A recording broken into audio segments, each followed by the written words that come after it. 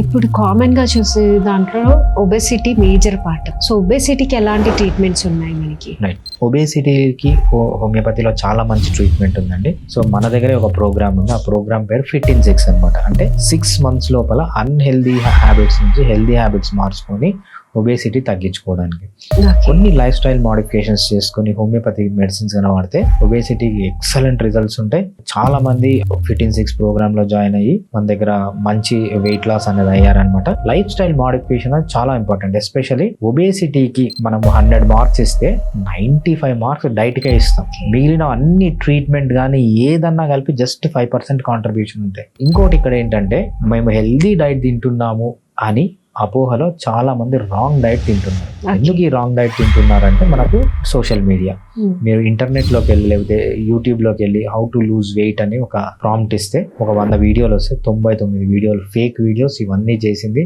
Fake డాక్టర్లు, fake బాబాలు, knowledge లేని డాక్టర్లు. వీటన్నిటి వల్ల ఏమవుతుందంటే ఏదైతే 1% మంచిది ఉందో అది మంచిది అని గుర్తుపట్టలేకపోతున్నారు. ఇది డాక్టరే కదా చెప్పింది, ఇది మన బాబానే కదా చెప్పింది అనే ఇవన్నీ ఫాలో అయ్యి రాంగ్ డైట్లు ఫాలో అయ్యి సో ఉన్న ఒబేసిటీని ఇంకా ఎక్కువ చేసుకుంటున్నారు. దానికి తగ్గట్లేదు. ఒబేసిటీ అనేది చాలా సింపుల్ గా క్లియర్ చేయొచ్చు, ప్రొవైడెడ్ మంచి నాలెడ్జ్ ఉన్న డాక్టర్ దగ్గర పోయి మీరు డిస్కస్ చేస్తే ఆ డైట్ ప్లాన్ ద్వారా మీరు మంచిగా ఒబేసిటీ అనేది తగ్గచ్చు.